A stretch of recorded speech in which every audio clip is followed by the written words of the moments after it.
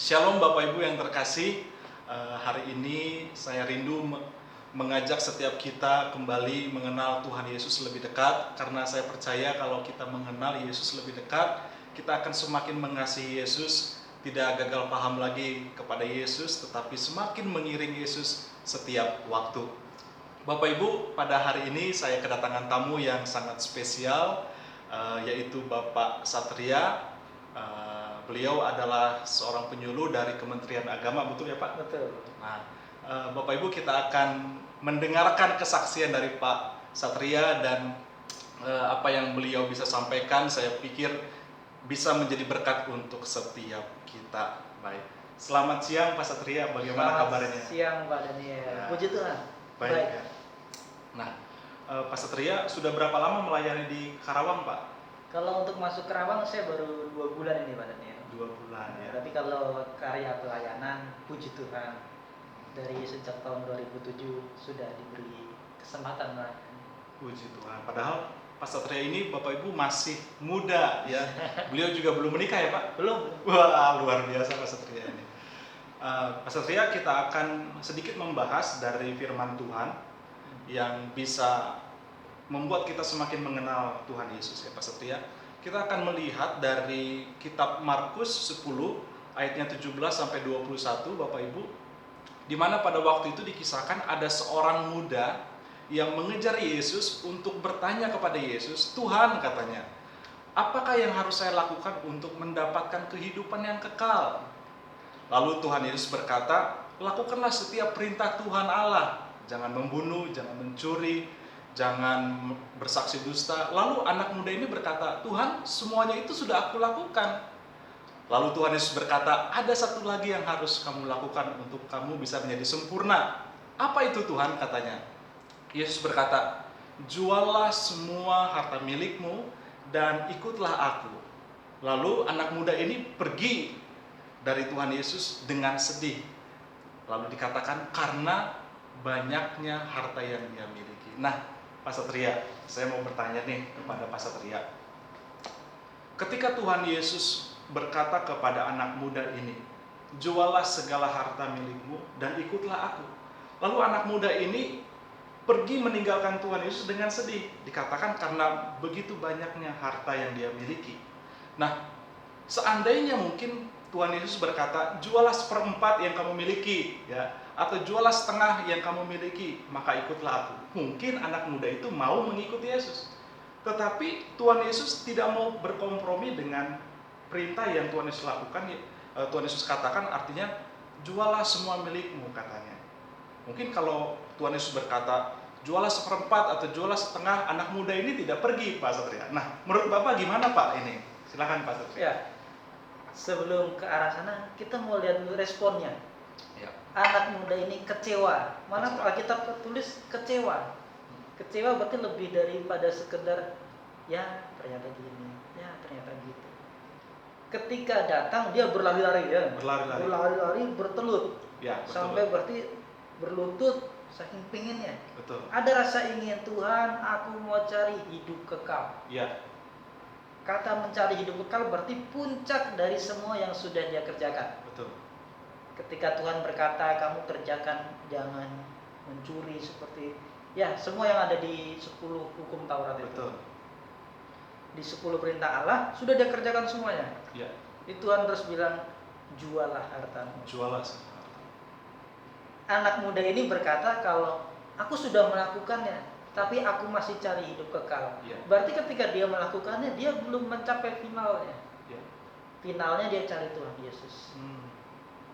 Hidup kekal. Nah, Tuhan katakan, "Juallah hartamu." Ya. Ayat pertama ketika memperkenalkan anak muda ini, Markus menulis seorang muda yang sangat kaya. Ya. Boleh kita bandingkan dengan Matius 5 ayat 3. Ya. Berbahagialah orang yang miskin di hadapan Allah. Ya. Tuhan terus mengatakan, "Juallah hartamu." Ya. Ketika orang kaya menjual hartanya semua, berarti dia miskin. Ya. Hati yang melekat pada harta. Inilah yang sebetulnya sedang diuji Tuhan. Jadi hati yang melekat kepada harta itulah yang sedang diuji oleh Tuhan. Ya. Ketika miskin di hadapan Allah, merasa tidak mampu apa-apa, kecuali dengan Allah. Ketika dia sudah berkata, aku sudah melakukan 10 perintah Allah, sudah, itu dengan kekuatannya. Bahkan ketika Tuhan juga menangkap, makanya Tuhan bilang, kemudian ibalah itu. Iya. Karena Tuhan melihat bahwa pemuda ini sudah berjuang dengan dirinya. Betul. Tapi itu tidak mencapai apa-apa, Betul. tidak mencapai hidup kekal. Iya. Maka dari itu Tuhan bilang, lepaskan semua, ikut aku. Iya. Kata mengikut berarti iring serta. Iya. Lagi kalau ikut Tuhan kan nggak mungkin nggak makan. Iya. Murid Tuhan Yesus 12, belum sama yang 70 yang diutus, Iya. belum sama yang lain yang ikut di belakangnya. Betul. Nggak ada yang kurang makan. Betul. Makanya kenapa dia takut ketika harus menjual harta? Iya. Nah, di sini kita akan melihat bahwa harta dari dulu Yes. sampai saat ini, harta itulah yang jadi pemisah antara manusia dengan Tuhan. Yang bisa membuat hubungan antara manusia dengan Tuhan menjadi jauh. Menjadi jauh. Oke. Bukan hanya karena di saat dia nggak punya harta, Ya. kemudian cari Tuhan. Tapi ketika dia sudah cari Tuhan dan punya harta, karena harta itu pun seseorang jadi menyimpang motivasinya. Motivasi menyimpang. Ya. Karena harta. Betul. Ketika dilihatnya, oh harta ini banyak, oh ini kesempatan mendapat harta. Betul. Mulailah dia tidak lagi menuju Tuhan, tapi menuju harta. Ya. Di sini tekankan bahwa ayat ini relevan sampai saat ini. Jualah segala yang kamu punyai dan bagikanlah. Sebetulnya perintah Tuhan itu mulia kok. Betul. Bukan Tuhan bilang jual biar kamu miskin. Enggak. Dan bagikanlah. Ada derma atau amal. Ya. Yang Tuhan perintahkan masuk akal loh sebetulnya. Ya. Karena tahu nanti pada zaman itu konteks itu kan orang Kristen dianiaya ya. Ya. Ujung-ujungnya sangat besar kemungkinan mati martir. Ya. Apalagi yang dipegang di dunia ini. Oh, okay. Nah, saya mau bertanya begini Pak Satria. Menurut Pak Satria, apakah orang Kristen itu harus identik dengan kehidupan yang miskin, kehidupan yang tidak mempunyai harta, seperti yang Yesus katakan, jualah segala harta milikmu dan ikutlah aku. Lalu bagaimanakah dengan orang-orang yang memiliki harta?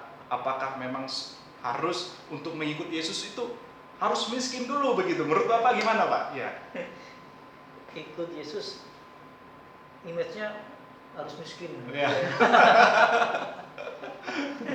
Sebetulnya tekanan Tuhan Yesus itu adalah derma. Derma. Ketika mampu mendermakan, mengerjakan uangnya dengan baik, itu juga suatu ibadah. Ibadah. Ikut Tuhan. Ikut Tuhan. Kalau saat ini mungkin bisa ikut bakti sosialnya, Ya. atau membangun gedung gereja, Ya. atau mendanai orang-orang yang terjun ke lapangan untuk penginjilan, Ya. ke pelosok-pelosok.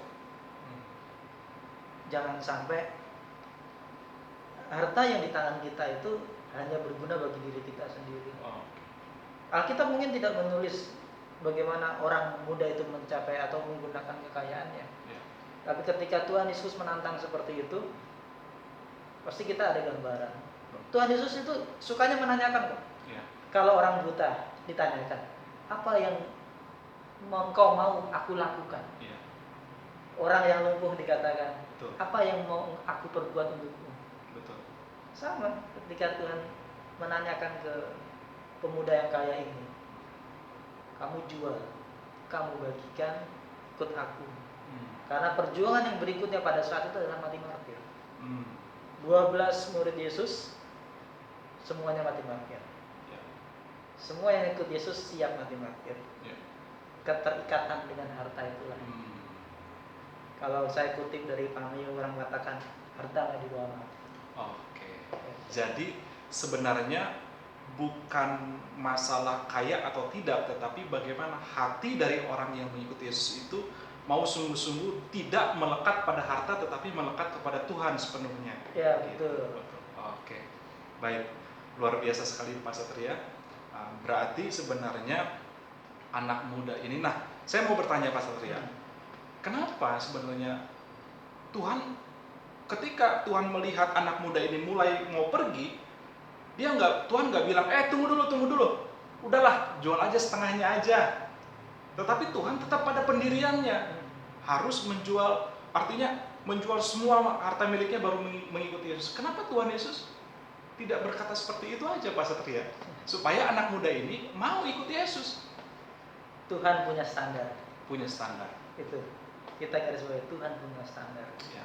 Ananias ketika mengelola uang persembahan itu, Ya. akhirnya standarnya apa? Dihukum, dibuat mati. Oke. Betul. Keterikatan harta.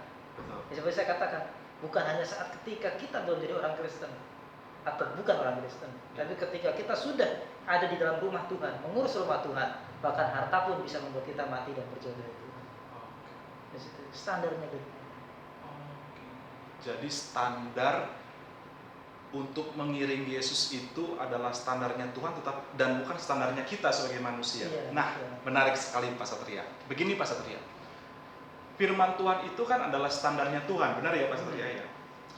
Namun seringkali Pak Satria dengan kehidupan, model kehidupan saat ini, lifestyle kehidupan saat ini, banyak orang yang melihat bahwa kebenaran itu harus cocok dengan kehidupan dirinya sendiri. Kebenaran itu harus sesuai dengan dirinya sendiri, cara hidupnya. Kalau kebenaran itu tidak sesuai, dia tidak mau melakukannya. Nah, menurut Pak Satria harusnya bagaimana, Pak? Ya kan kehidupan zaman sekarang, Pak, seperti ini. Pak Satria tahu sendiri.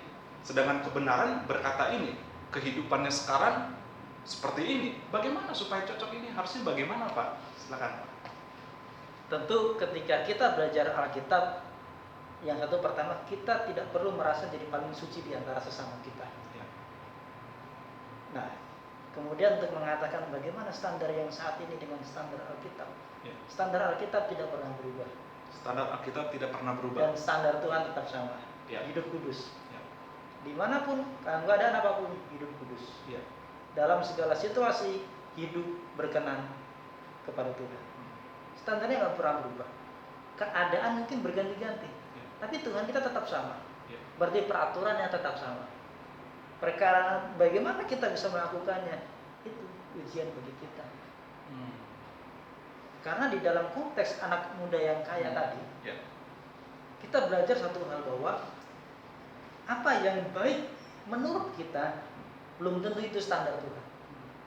Apa yang kita katakan itu baik bagi kita saat itu, saat ini, belum tentu dipandang baik untuk Tuhan. Katakanlah misalnya anak muda itu mau menjual hartanya. Jadi itu kan baru ditantang sama Tuhan. Tuhan kita mau belajar seperti ini, bahwa ketika kita kehilangan, ketika kita dipaksa melepaskan, Tuhan ingin melihat kita, apakah kita sayang pada Tuhannya, pada pemberinya, ataukah kita sayang pada pemberiannya. Apa yang Tuhan berikan pada kita.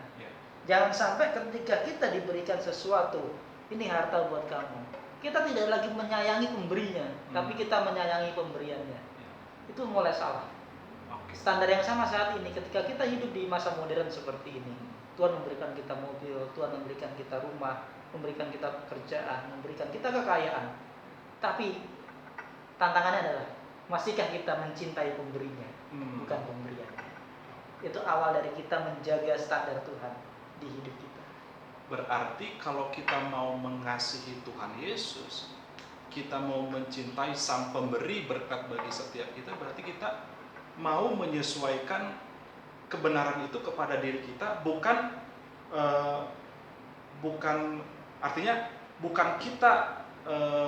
kebenaran yang harus menyesuaikan kepada gaya hidup kita, tetapi kita yang harus menyesuaikan kepada kebenaran itu sendiri. Oke. Nah, jadi saudara-saudara, seperti Pak Satria bilang bahwa kebenaran itu adalah standar Allah yang tidak bisa dirubah. Nah, sehingga bukan kebenaran itu yang harus menyesuaikan dengan diri kita, tetapi kitalah yang harus menyesuaikan diri dengan kebenaran Kristus, kebenaran firman Tuhan. Jadi gaya hidup kita itu tidak lagi sama dengan dunia, tetapi sama dengan Kristus Yesus, Sang Pemberi berkat bagi setiap kita.